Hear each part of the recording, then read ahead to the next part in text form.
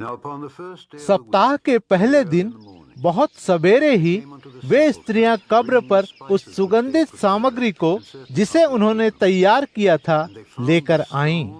उन्हें कब्र पर से पत्थर लुढ़का हुआ मिला, सो वे भीतर चली गईं, किंतु उन्हें वहां प्रभु यीशु का शव नहीं मिला।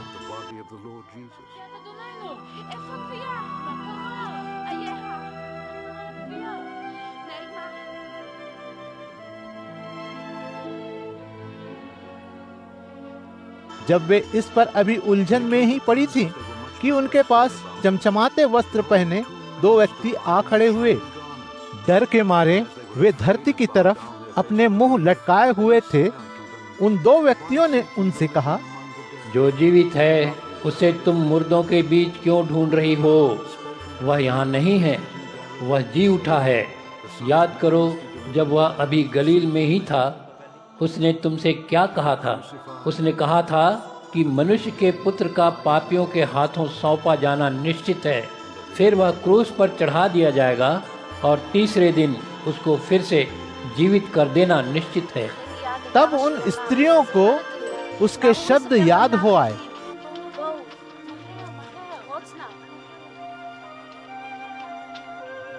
वे कब्र से लौट आईं और उन्होंने ये सब बातें उन 11 और अन्य सभी को बताईं।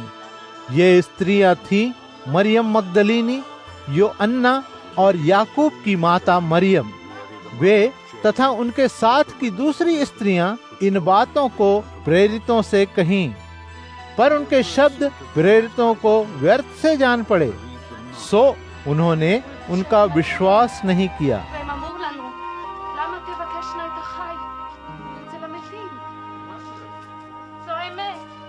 किंतु पतरस खड़ा हुआ और कब्र की तरफ दौड़ आया।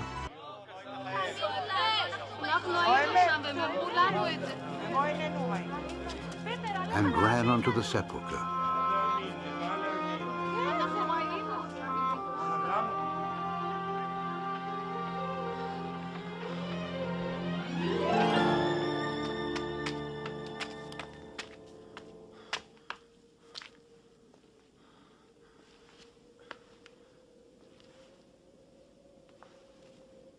उसने नीचे झुककर देखा, पर उसे सन के उत्तम रेशम से बने कफन के अतिरिक्त कुछ नहीं दिखाई दिया था।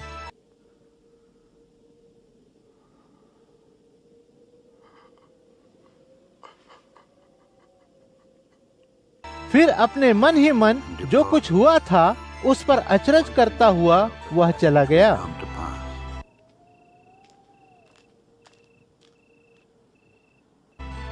उसी दिन उसके शिष्यों में से 2 यरूशलेम से कोई 7 मील दूर बसे इम्माउस नाम के गांव को जा रहे थे। जो घटनाएं घटी थीं, उन सब पर वे आपस में बातचीत कर रहे थे। जब वे उन बातों पर चर्चा और सोच विचार कर रहे थे, तभी स्वयं यीशु वहां आ उपस्थित हुआ और उनके साथ साथ चलने लगा, किंतु उन्हें उसे पहचानने नहीं दिया गया। यीशु ने उनसे कहा, चलते चलते एक दूसरे से ये तुम किन बातों की चर्चा कर रहे हो? वे चलते हुए रुक गए। वे बड़े दुखी दिखाई दे रहे थे। उनमें से क्लियोपास नाम के एक व्यक्ति ने उससे कहा, यरूशलेम में रहने वाला तो अकेला ही ऐसा व्यक्ति होगा जो पिछले दिनों जो बातें घटी है उन्हें नहीं जानता। यीशु ने उनसे पूछा, कौन सी बातें? उन्होंने उससे कहा, सब नासरी यीशु के बारे में है। यह एक ऐसा व्यक्ति था जिसने जो किया और कहा वह परमेश्वर और सब लोगों के सामने यह दिखा दिया कि वह एक महान नबी था। और हम इस बारे में बातें कर रहे थे कि हमारे प्रमुख याजकों और शासकों ने उसे कैसे मृत्युदंड देने के लिए सौंप दिया और उन्होंने उसे क्रूस पर चढ़ा दिया। हम आशा रखते थे कि यही वह था जो इज़राइल को मुक्त कराता। और इस सब कुछ के अतिरिक्त इस घटना के घटे यह 3रा दिन है। और हमारी टोले की कुछ स्त्रियों ने हमें अचंभे में डाल दिया है। आज भोर के तड़के वे कब्र पर गई, किंतु उन्हें उसका शव नहीं मिला। वे लौटी और हमें बताया कि उन्होंने स्वर्गदूतों का दर्शन पाया है, जिन्होंने कहा था कि वह जीवित है। फिर हम में से कुछ कब्र पर गए और जैसा स्त्रियों ने बताया था उन्होंने वहाँ वैसा ही पाया। उन्होंने उसे नहीं देखा। तब यीशु ने उनसे कहा, तुम कितने मूर्ख हो, और नबियों ने जो कुछ कहा उस पर विश्वास करने में कितने मंद हो। क्या मसीह के लिए यह आवश्यक नहीं था कि वह इन यातनाओं को भोगे और इस प्रकार अपनी महिमा में प्रवेश करे? और इस तरह मूसा से प्रारंभ करके सब नबियों तक और समूचे शास्त्रों में उसके बारे में जो कहा गया था, उसने उसकी व्याख्या करके उन्हें समझाया। वे जब उस गांव के पास आए जहां जा रहे थे, यीशु ने ऐसे बर्ताव किया जैसे उसे आगे जाना हो, किंतु उन्होंने उससे बलपूर्वक आग्रह करते हुए कहा, हमारे साथ रुक जा, क्योंकि लगभग सांझ हो चुकी है और अब दिन ढल चुका है। सो वह उनके साथ ठहरने भीतर आ गया। जब उनके साथ वह खाने की मेज पर था, तभी उसने रोटी उठाई और धन्यवाद किया।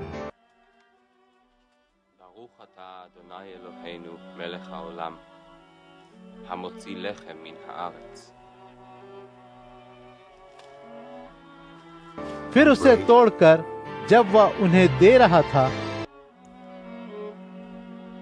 तभी उनकी आंखें खोल दी गईं और उन्होंने उसे पहचान लिया, किंतु वह उनके सामने से अदृश्य हो गया। फिर वे आपस में बोले, राह में जब वह हमसे बातें कर रहा था और हमें शास्त्रों को समझा रहा था, तो क्या हमारे हृदय के भीतर आग सी नहीं भड़क उठी थी?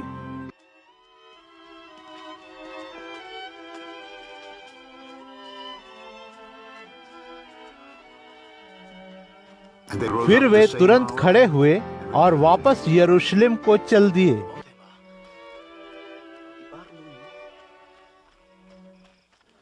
वहां उन्हें 11 प्रेरित और दूसरे लोग उनके साथ इकट्ठे मिले, जो कह रहे थे, हे प्रभु, वास्तव में जी उठा है, उसने शमौन को दर्शन दिया है।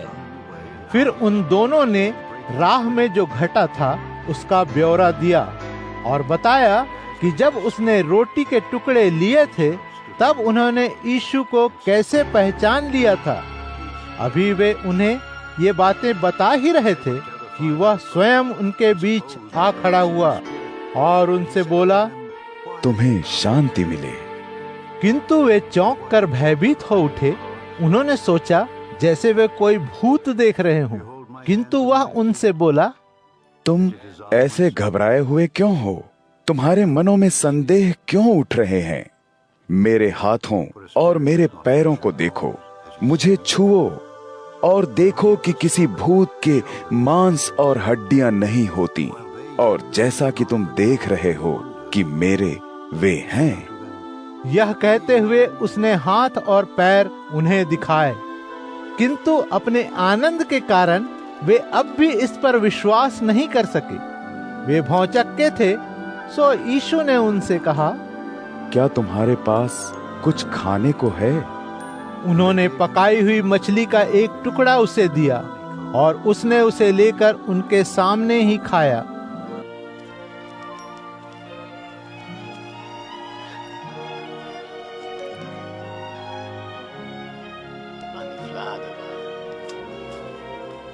फिर उसने उनसे कहा, ये बातें वे हैं जो मैंने तुमसे तब कही थी जब मैं तुम्हारे साथ था। हर वह बात जो मेरे विषय में मूसा की व्यवस्था में, नबियों तथा भजनों की पुस्तक में लिखा है, पूरी होनी ही है।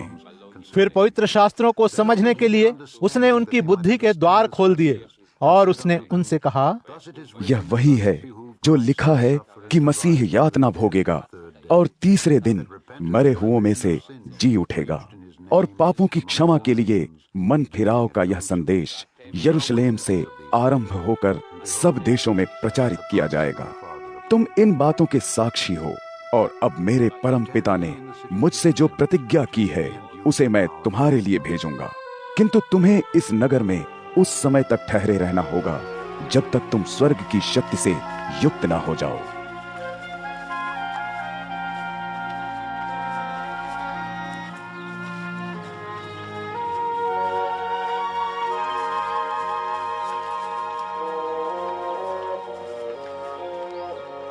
यीशु फिर उन्हें बैतनियाह तक बाहर ले गया और उसने हाथ उठाकर उन्हें आशीर्वाद दिया।